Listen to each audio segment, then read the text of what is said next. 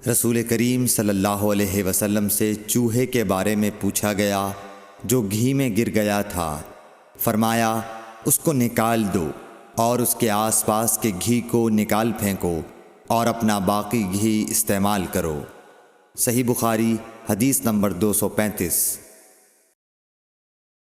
رسول کریم صلی اللہ علیہ وسلم سے چوہے کے بارے میں دریافت کیا گیا جو گھی میں گر گیا تھا۔ آپ نے فرمایا کہ اس چوہے کو اور اس کے آس پاس کے گھی کو نکال کر پھینک دو۔ صحیح بخاری حدیث نمبر 236۔ رسول اللہ صلی اللہ علیہ وسلم نے فرمایا ہر زخم جو اللہ کی راہ میں مسلمان کو لگے وہ قیامت کے دن اسی حالت میں ہوگا جس طرح وہ لگا تھا۔ اس میں سے خون بہتا ہوگا جس کا رنگ تو خون سا ہوگا اور خوشبو مشک کی سی ہوگی۔ صحیح بخاری حدیث نمبر 237۔ رسول کریم صلی اللہ علیہ وسلم نے فرمایا کہ ہم لوگ دنیا میں پچھلے زمانے میں آئے ہیں مگر آخرت میں سب سے آگے ہیں۔ صحیح بخاری حدیث نمبر 238۔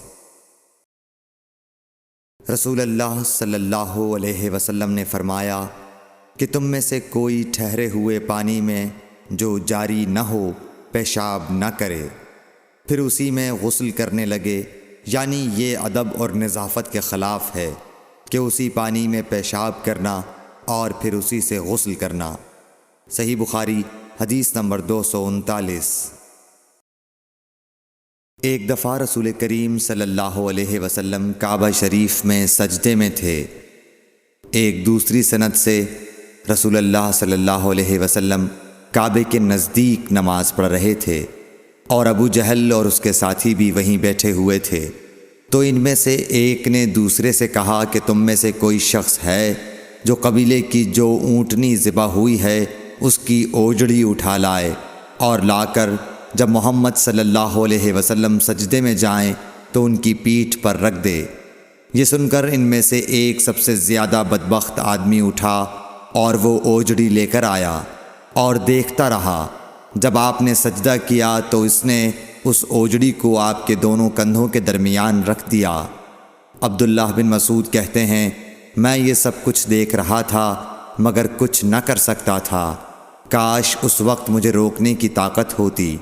عبداللہ کہتے ہیں کہ وہ ہنسنے لگے اور ہنسی کے مارے لوٹ پوٹ ہونے لگے اور رسول اللہ صلی اللہ علیہ وسلم سجدے میں تھے، بوجھ کی وجہ سے اپنا سر نہیں اٹھا سکتے تھے، یہاں تک کہ حضرت فاطمہ رضی اللہ تعالی عنہا آئیں اور وہ بوجھ آپ کی پیٹھ پر سے اتار کر پھینکا۔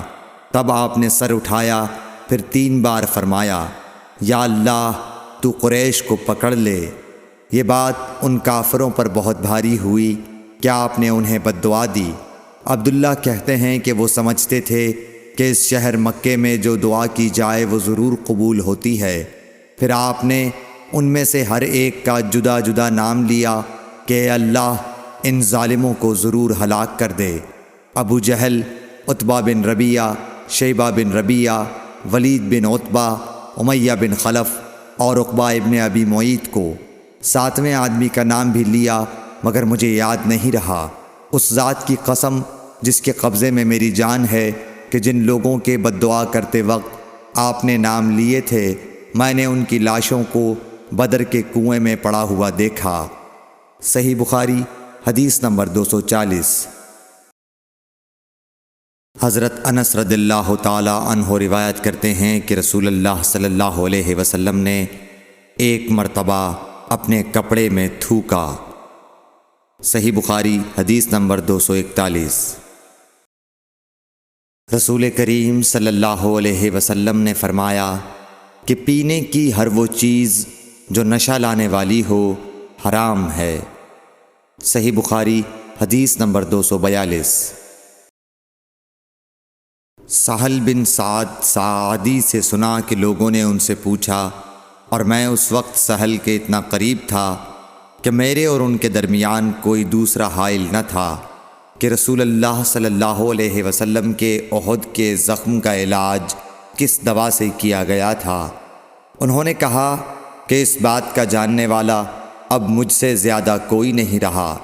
علی رضی اللہ تعالی عنہ اپنی ڈھال میں پانی لاتے اور حضرت فاطمہ رضی اللہ تعالی عنہا آپ کے منہ سے خون دھوتیں، پھر ایک بوریا کا ٹکڑا جلایا گیا اور آپ کے زخم میں بھر دیا گیا۔ صحیح بخاری حدیث نمبر 243۔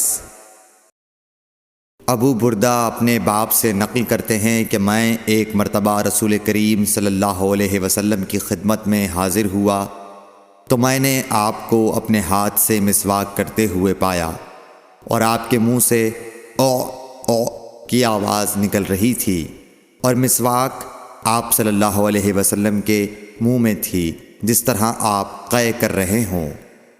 صحیح بخاری حدیث نمبر 244۔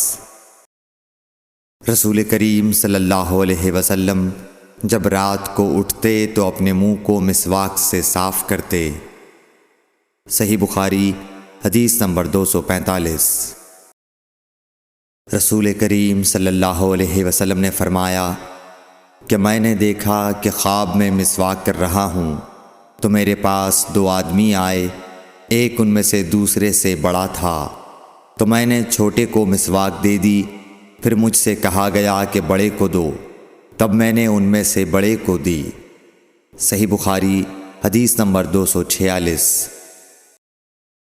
رسول اللہ صلی اللہ علیہ وسلم نے فرمایا کہ جب تم اپنے بستر پر لیٹنے آؤ تو اس طرح وضو کرو جس طرح نماز کے لیے کرتے ہو، پھر داہنی کروٹ پر لیٹ کر یوں کہو، اے اللہ، میں نے اپنا چہرہ تیری طرف جھکا دیا، اپنا معاملہ تیرے ہی سپرد کر دیا، میں نے تیرے ثواب کی توقع اور تیرے عذاب کے ڈر سے تجھے ہی پشت پناہ بنا لیا، تیرے سوا کہیں پناہ اور نجات کی جگہ نہیں۔